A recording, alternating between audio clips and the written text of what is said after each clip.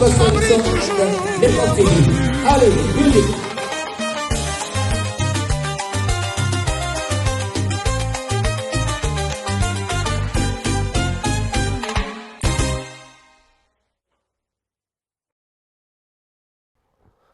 Bonjour et bienvenue chez vous. Vous êtes en train de suivre Raphaël Ngoma sur les antennes de Rango TV. Face à la montée inquiétante du phénomène Kuluna en République démocratique du Congo, l'insécurité n'est plus une simple statistique, mais une réalité qui s'invite au cœur des foyers. Voici donc une proposition de réflexion structurée et des conseils pratiques pour aborder cette crise sociale majeure. Vous êtes tous sans ignorer qu'à Kinshasa, le phénomène Kuluna a vraiment bat son plein. Alors, la République démocratique du Congo traverse une zone de turbulence sociale et le banditisme donc urbain, communément appelé le phénomène Kuluna, ne cesse de prendre de l'ampleur. Autrefois limité à certains quartiers périphériques, bien sûr, ce fléau s'est métastasé au point que l'on dit souvent avec amertume que chaque famille compte désormais son Kuluna. Alors cette situation soulève une question fondamentale qui porte donc la responsabilité de cette dérive. Entre la démission parentale, l'impuissance de la police, les familles de la justice et les failles de la justice plutôt, et de l'inaction du gouvernement, la responsabilité semble donc partagée. Pourtant, au-delà du constat, il est donc urgent de proposer des solutions concrètes pour donc protéger la jeunesse et restaurer la paix. Donc, regardez un peu ce qui se passe autour de vous, vous allez comprendre qu'il y a un problème. Comment peut-on développer ceci? Une responsabilité donc partagée. La responsabilité partagée, ce sont les parents. On parle des parents, de la responsabilité des parents. Le premier rempart. La famille est la cellule de base de la société. De nombreux observateurs pointent alors du doigt l'effritement de l'autorité parentale. Alors la pauvreté extrême pousse certains parents à abandonner l'éducation et leurs enfants pour survivre, pour la survie donc quotidienne, laissant donc la rue devenir leur seul maître. Chers amis, comme conseil, en tout cas, je dois donner quelques conseils. En tout cas, nous avons un groupe de gens qui réfléchissent ici à Manchester. Le conseil, ce sont les parents qui doivent donc restaurer le dialogue et la vigilance. Il est crucial de surveiller donc les fréquentations des enfants dès le bas âge et ne pas couvrir les petits méfaits sous prétexte de protection familiale. Donc les parents ne peuvent pas protéger. Ah, mon enfant, il ne sort pas, il reste à la maison. Non, tu dois savoir c'est qui ton enfant fréquente. Quelle est la fréquentation de ton fils? Il va où quand il sort?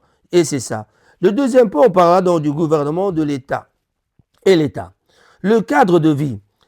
Le banditisme est souvent le fruit du désœuvrement.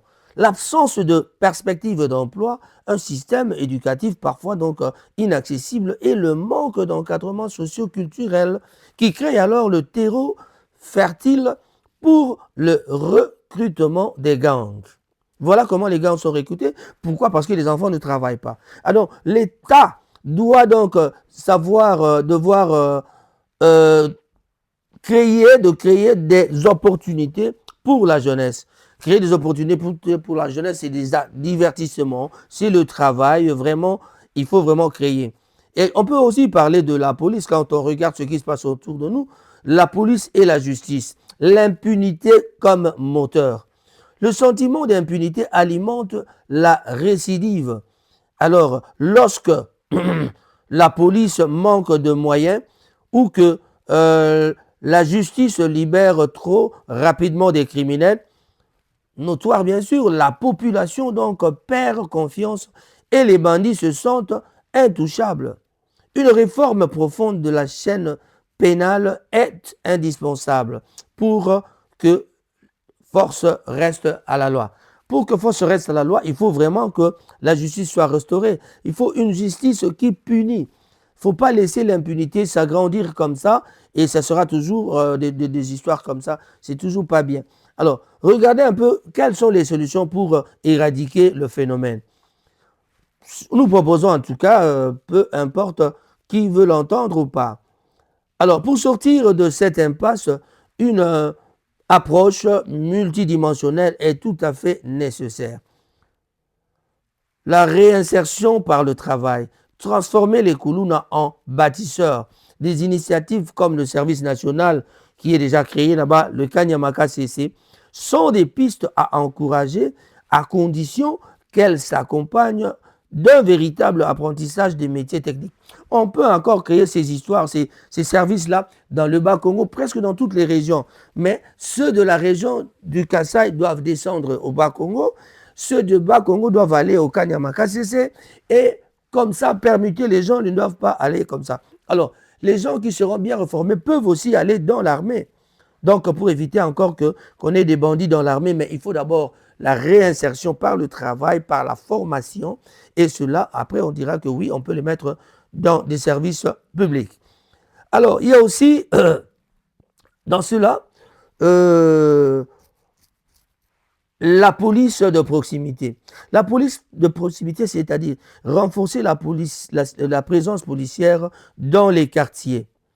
Il faut avoir beaucoup de policiers dans le quartier. Et ces policiers doivent parler avec la population. C'est comme ici en Europe, nous avons des policiers qui partent, qui vous demandent, est-ce qu'il y a des gens qui vous embêtent, est-ce que vous avez, il y a quelque part. On pose des questions, parler avec la population. Voilà. Donc, renforcer la présence policière dans les quartiers chauds, donc non pas par la répression aveugle, mais par une collaboration étroite avec des chefs de rue et les chefs de famille pour identifier donc les foyers de tension. Alors, le rôle des églises aussi doit jouer. L'église doit jouer un rôle terrible et de la société civile. Quel est le rôle de l'église et de la société civile? Ces deux-là, ces deux entités-là doivent donc s'impliquer dans la moralisation de la jeunesse et proposer donc des centres d'écoute et d'orientation pour les jeunes en rupture de banc. Voilà. Alors, l'éducation aux valeurs, réintroduire aussi le civisme et l'éthique dès l'école primaire pour vacciner les générations futures contre la violence, donc la culture de la violence. Nous, à l'école primaire, depuis 0 année, on avait le civisme, on apprenait que ça, on peut le faire, ça, on ne peut pas le faire. Donc, c'est vraiment ça qu'il faut savoir faire. Le taux de chômage à Kinshasa, s'il faut que j'en parle, ça sera vraiment une chose qui va peut-être ne pas plaire aux gens. Mais en tout cas, la lutte contre le phénomène Kuluna, en conclusion, je dirais donc, la lutte contre le phénomène Kuluna n'est pas l'affaire d'une seule entité. Alors, si le gouvernement doit assurer la sécurité et l'emploi des parents doivent aussi reprendre leur rôle de premiers éducateurs. C'est par cette synergie que nous, entre la rigueur de l'État et la bienveillance vigilante des familles, que nous pourrons donc offrir un avenir serein à la jeunesse congolaise. Alors, si vous souhaitez que nous approfondissions un conseil spécifique pour les parents confrontés à un enfant difficile à la maison, nous pouvons le faire aussi. Mais en tout cas, nous avons un groupe de gens qui réfléchissent et qui vraiment, nous sommes là pour pouvoir aider les gens.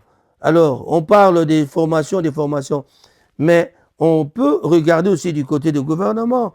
Le ministre de l'Information, vous sortez des gens déjà à l'IFASIC. Les gens qui sortent de l'IFASIC, ils n'ont pas assez appris. Il faut donner de l'argent aux gens pour réencadrer ces gens-là, pour pas qu'ils deviennent des chômeurs, pour qu'ils sachent que maintenant, le média, c'est toujours un pouvoir qui est vraiment très fort. Et nous devons essayer d'orienter ces enfants-là pour ne pas qu'ils restent comme ça, sans désœuvrer, quoi. Alors, si on regarde le taux de chômage à Kinshasa, c'est vraiment dur à supporter. Le taux de chômage, c'est vraiment, si on veut parler de ça, c'est vraiment difficile à parler. Nous devons aussi éduquer, nous les parents, nous devons avoir ces habitudes de contrôler nos enfants. Ici, par exemple, en Europe, nous contrôlons, mais nos enfants ici restent souvent dans leur chambre. ils restent dans leur chambre. Mais on se demande qu'est-ce que ces enfants sont en train de regarder quand ils sont dans leur chambre. On ne sait pas. Donc, on essaye de ne pas contrôler parfois. Mais quand on ne contrôle pas, on ne sait pas qu'est-ce que l'enfant regarde. Ils apprennent aussi de mauvaises choses. Même ici, en Europe, il y a des koulounas. Alors, il y a des koulounas. Pourquoi? Parce que ils vont à l'école, ils se rencontrent avec d'autres enfants. Et voilà, c'est de là que les gangs sont recrutés. Parce que quand les enfants vont à l'école, au lieu d'aller à l'école, les gens vont essayer de leur parler autrement. Quand on leur parle autrement, ça pose de problèmes. Donc, vraiment, c'est quelque chose qu'il faut ne pas oublier. On va essayer de parler un peu du taux de chômage à Kinshasa. Donc, il est particulièrement difficile. Il est particulièrement difficile de comprendre ce qui se passe. C'est-à-dire, à chiffrer, donc, particulièrement difficile à chiffrer avec précision en raison d'importance du secteur, tout à fait en raison d'importance du secteur informel. Mais les estimations disponibles brossent un tableau alarmant pour la capitale. Voici les points clés pour comprendre la situation. Voilà donc des chiffres contrastés selon les sources. Taux officiel, l'Organisation internationale du travail donne souvent des chiffres comme relativement bas, autour de 8 à 10% de chômage au niveau national pour la RDC en 2024. Voilà. Et car elle ne considère pas comme chômeurs ceux qui exercent une petite activité de survie dans l'informel. Et puis, il y a aussi la réalité urbaine qu'il ne faut pas oublier. Il y a le poids de l'économie informelle. Ça, c'est très important. À Kinshasa, la majorité des travailleurs n'ont pas de contrat de salaire fixe ou de protection sociale. Ils vivent de la débrouille, petit commerce, transport, services journaliers. Voilà. Bien qu'ils ne soient pas techniques, en tout cas, c'est vraiment difficile de comprendre quoi que ce soit.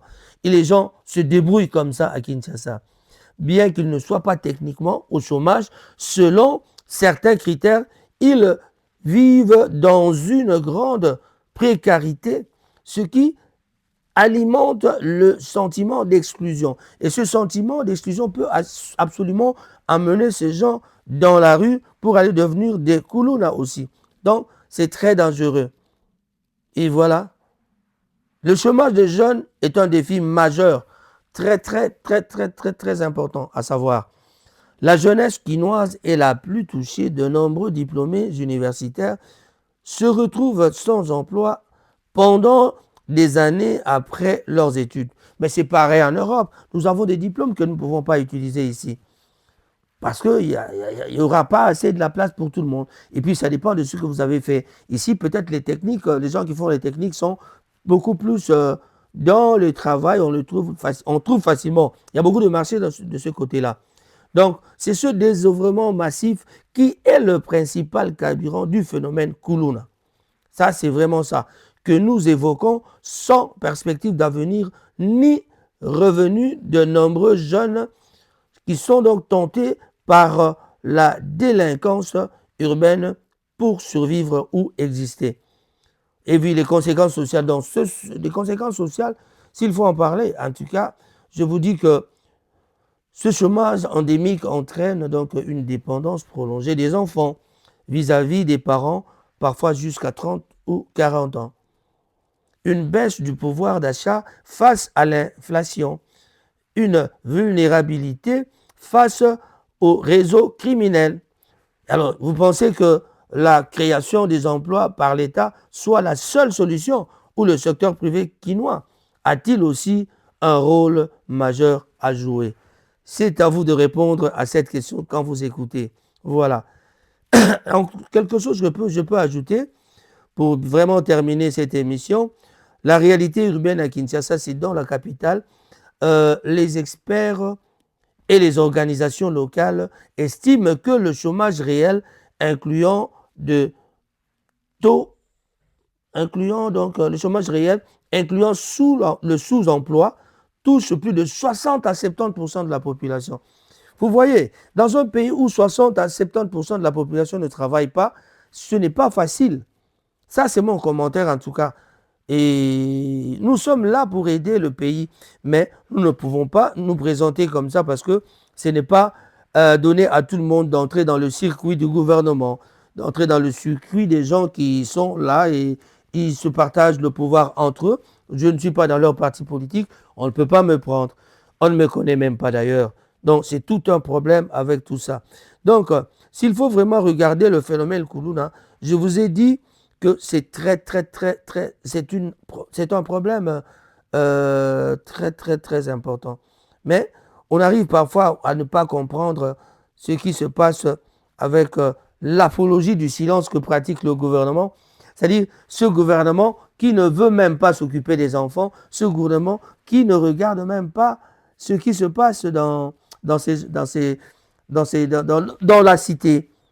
Voilà. Il y a aussi, c'est quelque chose qu'il faut parler, c'est l'apologie du silence, je vous l'ai dit, est une réflexion philosophique et poétique qui favorise le retrait de la parole comme une force, une vertu ou une nécessité spirituelle. Loin d'être une simple absence de bruit, le silence est ici présenté comme un espace de sagesse et de résistance et de connaissance de soi. Mais il arrive de fois qu'on pense que le gouvernement pratique cette histoire de silence, qui ne regarde pas les enfants et qui ne continue à ne rien faire, quoi. Je pour dire qu'ils ne savent rien faire parce qu'ils ne peuvent pas faire quoi que ce soit. Et c'est là le problème. Donc, le phénomène Kuluna continuera à exister. Je vous ai déjà dit que face à la montée inquiétante du phénomène Kuluna en République démocratique du Congo, en tout cas, l'insécurité n'est plus une simple statistique, mais une réalité qui s'invite au cœur des foyers. Voilà. Donc, nous avons donné des propositions ici en vous disant qu'il y a beaucoup d'histoires qu'il faut faire. Ce sont les parents qui doivent se réveiller. C'est la justice qui doit aussi faire un travail. C'est le gouvernement. Il y a le civisme qui doit rentrer. Ça, ce sont des propositions que nous donnons. Nous, à l'école primaire, on était comme ça. Mais ici, en Europe, qu'est-ce qui se passe? Ici, en Europe, ce qui se passe, c'est que les enfants sont en train ils vont à l'école, ils apprennent de bonnes choses, mais il leur arrive aussi de devenir des bandits. Les familles congolaises, il y a des familles congolaises qui ne parlent même plus du banditisme, mais il y a leurs enfants, nos enfants congolais qui sont dans les Kuluna, qui sont dans le banditisme ici. Un parent qui a un enfant en prison, il n'aimera pas en parler parce qu'il croit qu'on va se moquer de lui, parce qu'on doit savoir que son fils est bandit. Il commence à garder ça et c'est le stress que les parents ont. On voit un parent dans la rue, il est trop calme et on ne comprend pas pourquoi ce parent est trop calme comme ça. Mais c'est comme ça que ça se passe. C'est comme ça que ça se passe. Mais il faut vraiment en parler avec les gens. Sortez de votre fermeture, sortez de votre maison pour essayer d'en parler avec les autres qui sont dehors, qui ne sont pas dans ton environnement. Si vous gardez tout cela pour vous, ce n'est pas bon. Ce n'est pas bon. Voilà. Donc, nous, les Congolais, nous devons aussi nous mettre ensemble pour aider nos enfants ici en Europe. Parce qu'on a pris le cas du Kuluna à Kinshasa, mais il y a beaucoup de solutions. Il y a beaucoup de solutions. Il n'y a pas que le Kanyamaka, ce n'est pas suffisant. Il y a aussi dans toutes les régions, si vous créez des entités, donnez la priorité aux gouverneurs de créer des postes, de créer du travail. Il y a la plantation.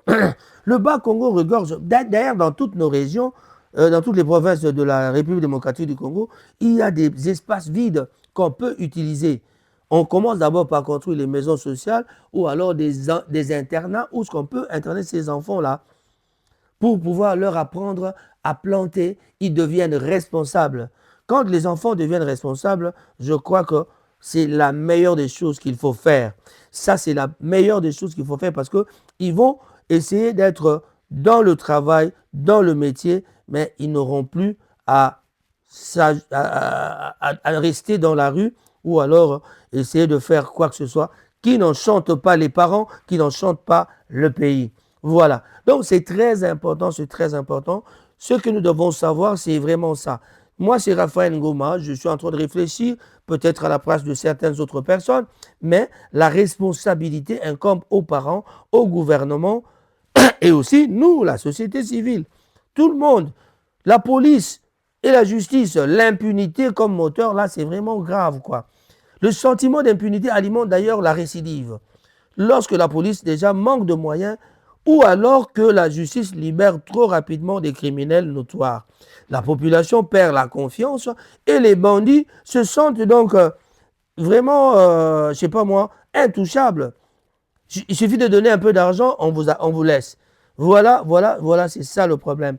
Même, il y a même des Koulouna qui commencent à créer des situations, c'est-à-dire, ils vont accuser quelqu'un à tort et vraiment, on vous dit que celui-là, dans cette maison, il y a une femme qui fout le bordel alors que ce n'est pas vrai. Les policiers vont venir, on nous a dit que cette femme-là est en train de foutre le bordel dans la maison. Mais on veut l'arrêter, mais si la famille laisse la personne partir, et pour le libérer, plutôt la libérer, ça sera de l'argent. Donc les Koulouna commencent à donner des copes, si on peut l'appeler comme ça, aux policiers. Donc ils sont devenus même des amis de Koulouna. Regardez un peu ce qui se passe en RDC. Vraiment, c'est pas facile. Je vous aime trop, mais en tout cas, vous devez savoir que notre rôle en tant que parents, nous devons éduquer nos enfants. Nous devons prendre nos responsabilités. Et la réinsertion du travail, ça, c'est vraiment la tâche qui incombe au gouvernement. Comme j'ai dit, la police de proximité, c'est très important. Le rôle des églises et de la société civile.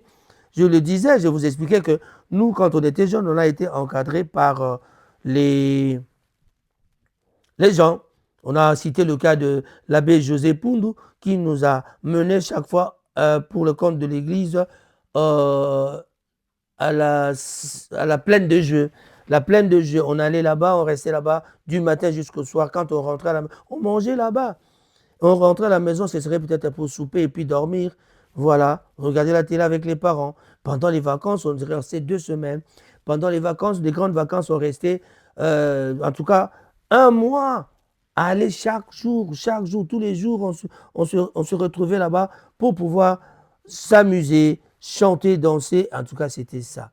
Voilà, c'est ça que nous disons. Le gouvernement congolais à Kinshasa doit essayer de faire en sorte que tout se passe comme il faut et que l'on s'occupe des enfants. Il est vraiment trop mauvais de parler, d'être trop bavard, mais en tout cas, moi je dédie cette émission à notre ami James Cameron, congolais. Il s'appelle Koko Njoko, que je salue en passant, il revient de Kinshasa d'ailleurs, pour donner une formation aux jeunes journalistes qui sortent parfois de l'IFASIC ou alors des gens qui commencent de rien du tout, qui ne sont pas des journalistes du tout, mais on leur forme, on essaie de leur donner la voie à suivre pour devenir, ne fût-ce que présentateur de radio, présentateur de télévision, ça dépend d'un chacun. Quand on commence déjà à présenter, finalement, on peut embrasser soit la télé, soit quoi que ce soit. Et je dédie aussi cette émission à une femme, une grande dame que j'aime bien, c'est la jumelle, c'est Maman Timba Moussei qui se trouve en vacances quelque part. Et je vous dirai au revoir pour l'instant. C'est la fin de cette émission. En tout cas, revenez chaque fois ici. Abonnez-vous. Aimez, likez, partagez. N'oubliez pas de vous abonner et d'appuyer sur la petite cloche pour pouvoir nous rester chez nous et nous suivre quand on fait de nouvelles émissions. C'est vraiment très important, chers amis. Comprenez et souffrez que cela soit aussi votre souci de garder vos enfants parmi vous dans la maison, de les éduquer, de les former pour qu'ils sachent qu'on ne peut pas foutre le bordel dehors, on ne peut pas aller dehors pour aller se mélanger avec les enfants bandits. Chers amis, on s'approche petit à petit. Le temps qui nous est imparti vient de terminer. En tout cas, je vous dis, papa, maman, n'oubliez pas de regarder vos enfants. Patrick Mouyaya, que je salue en passant, et aussi, je pense à notre ami Nico Kabamba à Kinshasa, les deux frères donc de la famille Mouyaya, aussi que je ne peux pas oublier. Voilà. En tout cas, j'ai dit et je vous remercie. On se retrouve à la prochaine occasion. Un rappel, n'oubliez pas de vous abonner car Rango TV, c'est votre chaîne. Rango TV, c'est chez vous. Je dis au revoir et à la prochaine occasion. Voilà. Bye bye. Ciao, ciao. Merci. Bye. Stay informed on Ranga TV and get the latest news about the economy, politics, community life and others. Rangat TV only on YouTube and Facebook.